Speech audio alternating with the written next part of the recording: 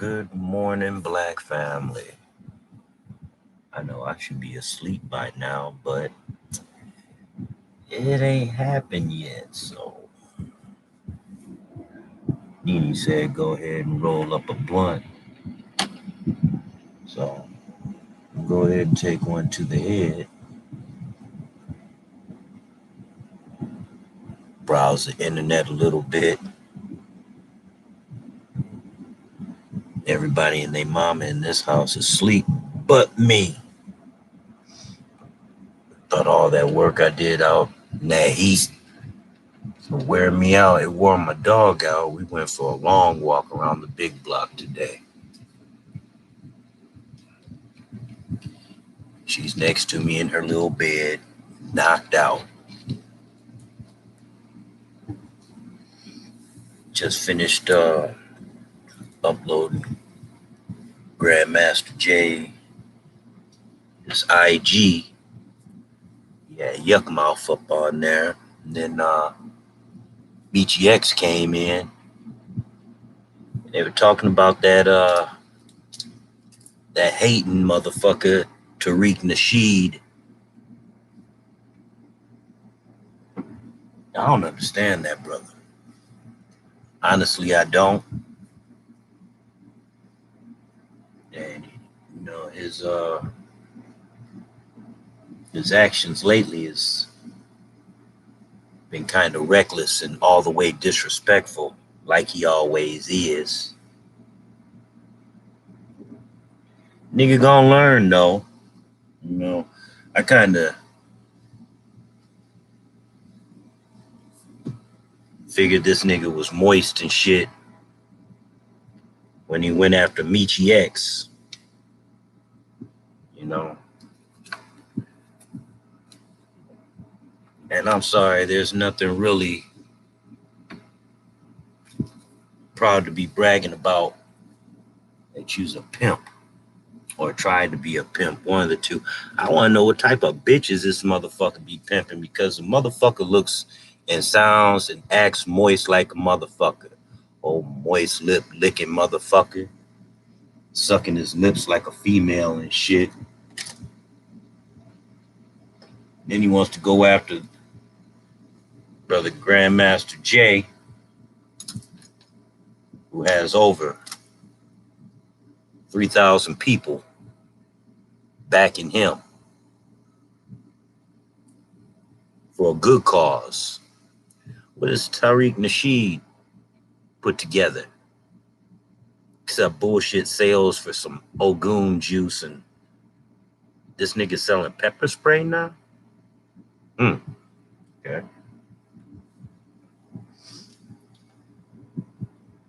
That's how you gonna get it. Get it how you live there, nigga. But when you talk about, in fact, you try to put brother out on Front Street, try to twist the narrative, it makes you look stupid, Tariq. It really does. And I'm not alone who thinks like that. Your name is making the rounds all over the internet for all the wrong reasons. And I don't even think your bitch can reel you in. I don't even think you can stop yourself because you so much of a hating ass punk.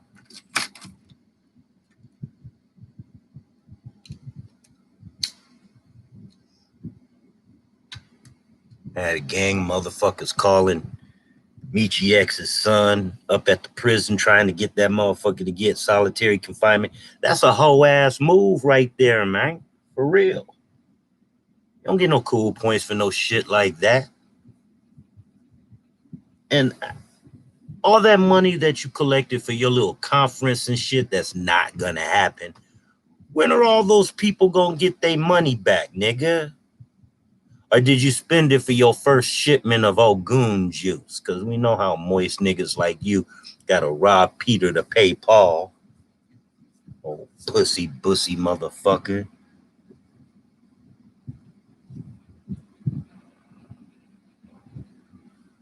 I'm having a hard time finding my fucking blunt that I just had. Oh, this motherfucker done fell on the floor. Shit. Wasn't looking for you down there, motherfucker. How you get down there?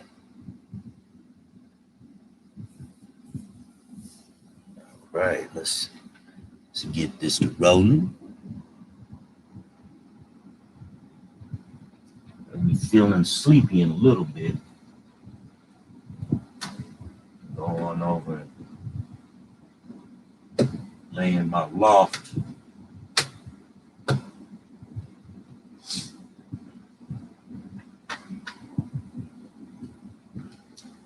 I think I'm gonna take Fluff out on a short walk tomorrow because you know she's up there in age and you know she what 2 pounds overweight. I might have to end up carrying her back. You know when she starts breathing real hard and stuff, I just pick her up. You know I don't mind carrying her. That was my first dog. And really, she was the dog that my doctor talked my family into okaying so she would help me deal being diabetic. I don't know how my doctor figured that shit out, but it was a real good call. I ain't never had no dog before. You know, I've had lizards, mainly fish. After my mother died, I got her cockatiels. Cockatoo? No, the cockatoo is the big one. She had the small cockatiel. Yeah, she had one named Whitney and one named Tristan. She had those birds for a long time, and I had them for another 6 years after she died. Even my grandmother loved the little birds, and she doesn't really like animals, but she sure has grown attached to both these dogs. I never thought that would come.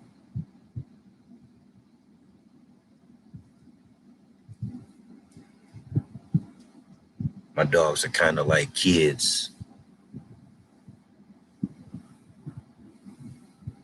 always getting into something, especially this one right here. She's a cheap poo. She's part Chihuahua and part poodle. And then I got the Pugapoo, that's Fluff. She's part poodle and part pug. Love them to death. They're so entertaining too, you know what I'm saying? When I first got Fluff, I got a quarter pound of weed. This is before we were a medical marijuana state, so they can't do shit to me now. It's been so long. But anyway, this weed was so damn good, it knocked me smooth the fuck out. I wake up, right? How did this little dog climb up from the floor onto the chair, stretched her little self enough to get up on the table, ate an entire ounce of weed? I thought the little thing was going to die. I was worried to death, couldn't take her to the vet. I had already taken her to the vet to get her shots. But this dog was high for a damn near week. Ate every motherfucking thing. My neighbor down the street gave me some Alpo food that she had for a rescue dog that she was taking care of. At first, little Fluff Puff, that's her name, Fluff, she turned her nose up to it. Now let's fast forward a week and a half, and after she done ate my stash, man, she ate all that damn Alpo, man. Called little Greed Gut. Something else, so. I don't know how many of y'all been watching the riots last night down in well, I'm not even gonna call that a riot because doesn't a riot consist of like well we had looting, we ain't had no burning and shit, but doesn't a riot consist of those two? Isn't it just like a major disturbance if you just have one and not the other or whatever? And from what I read, the police only arrested like 100 people. But from what I saw thousands and thousands of people down in downtown running through that motherfucker. But word has it that it wasn't even a 15-year-old that was killed. It was a 20-year-old that drew down on the cop. They shot him in the shoulder. He's not dead.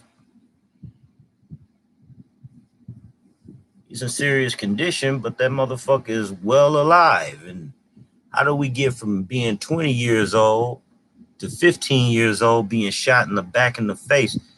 See, we need to have a better way to vex this shit, especially, coming from Chicago. A lot of information coming out of there. But I thought that was a clusterfuck. They told that little story, blew it all out of proportion. No, really, just damn well lied. And I'm not up on here to condone the looting and all that rah-rah and shit, because I wouldn't want nobody to steal from my shop. So, all them people and stuff, those are opportunists. It's not about the injustices that we're facing in our own community.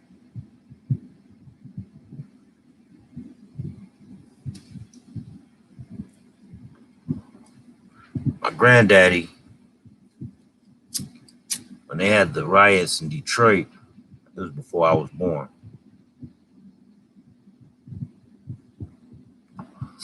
He said he thought my grandmother was going to faint when a Sherman tank rolled down the street. I was like, Granddaddy, they had tanks? He was like, yeah.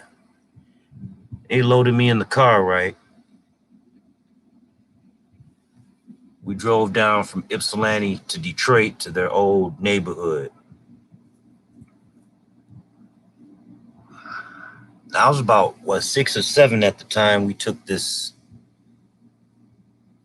trip down Detroit. He said he wanted to show me something. It's like signs of the riot are still there. I've never seen it. I just didn't know where to look. I wish I could tell you what street we were on. But he pointed out this one house. It's not there no more. They done tore it down. This one house. And the side of it had these big ass holes in it. The house was yellow. So looking at it, being a kid, it looked like Swiss cheese to me. And my granddaddy was like, those are machine gun bullet holes. There were snipers held up in there. One night during the riots, they were shooting at the police. Apparently, these guys didn't know the National Guard was pulling into town, and they were locked and loaded. Police radioed over for some assistance. They came over. They said in a Jeep with a 50 caliber machine gun mounted on the back. And they lit that house up. My granddaddy said he don't know how many were in there, but ain't nobody walk out that motherfucker.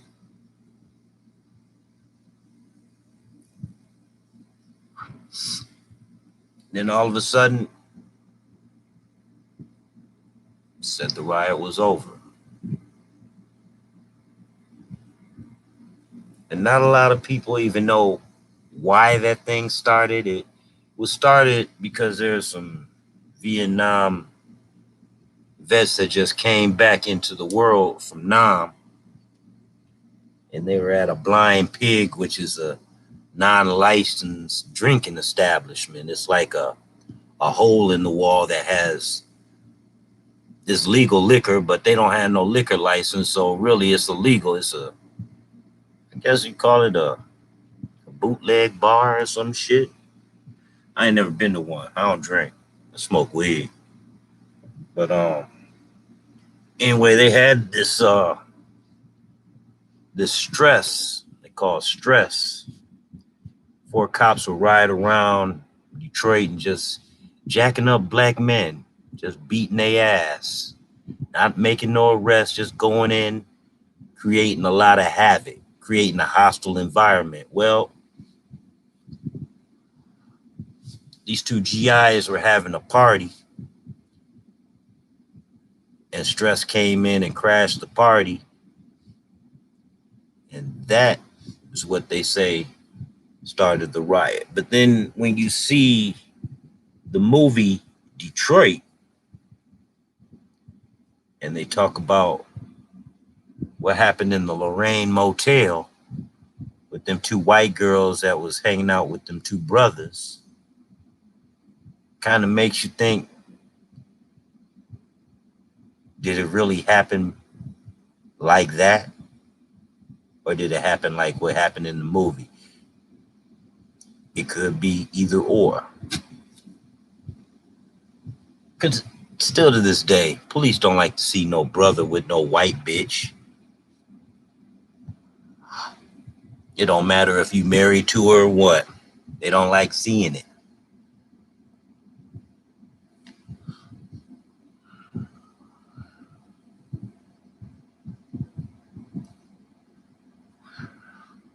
I don't know how long it was after the riot that they put their house up for sale, but my grandfather was getting tired of commuting to the college from Detroit 5 times a week. So they were looking to move a little closer, so the commute wasn't so bad.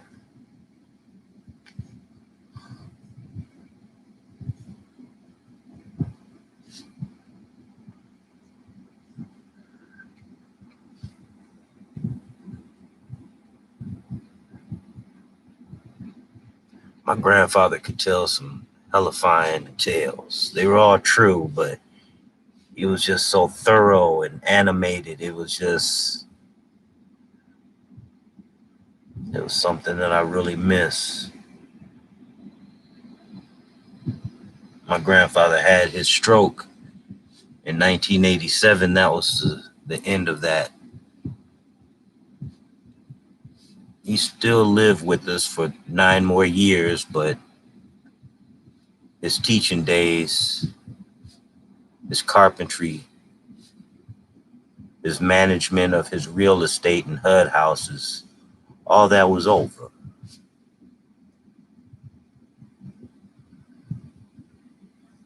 And yeah, I already know life ain't fair. But that shit shouldn't have happened to my grandfather.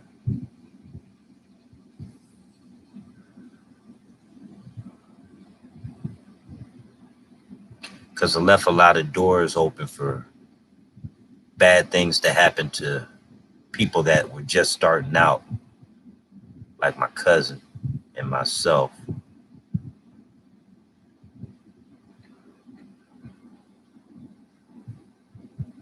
But neither of us knew that it will be one of our own kinfolks to straight up be a bitch.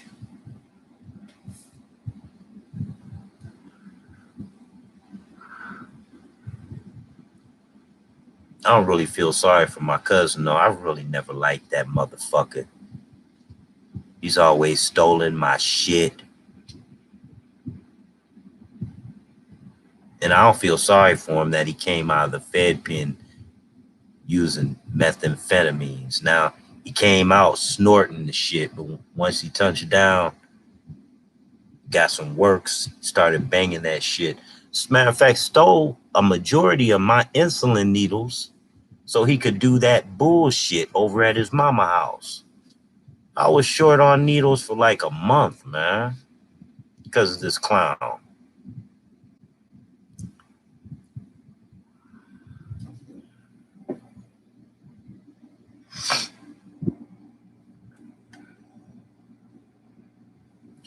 Yeah, I'm feeling this now. I don't even think I have to smoke this whole thing. I'm feeling relaxed. The shit tastes good, man. I forgot what this is called. What the fuck is this called? Hold on, son. Oh,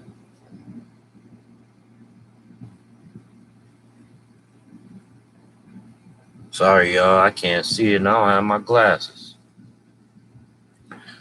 Hey, just believe me, the shit tastes good, smell good, and it's doing me good.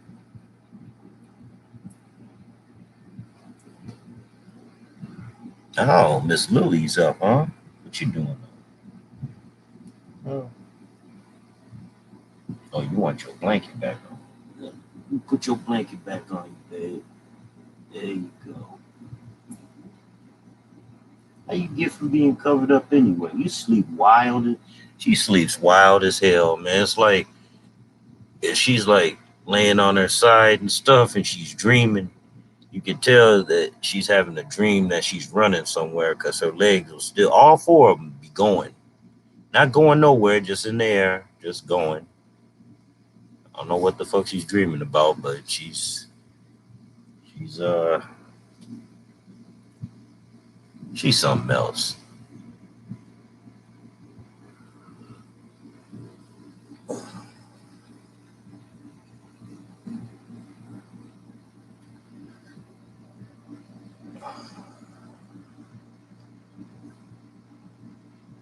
Yeah, I'm gonna hit this a couple more times. I'm gonna end this stream.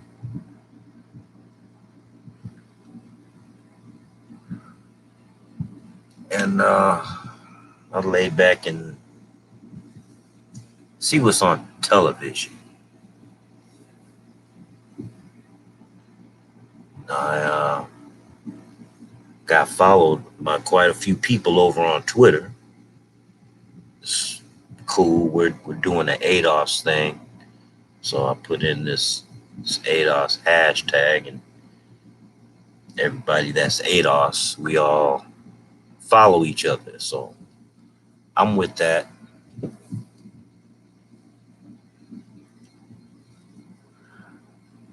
I'm definitely on board with that.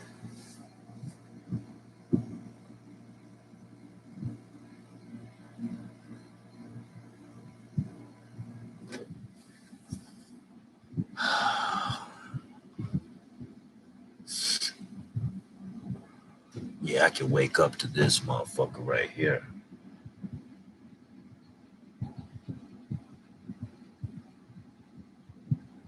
Black family, be safe out there, all right? Hayes out.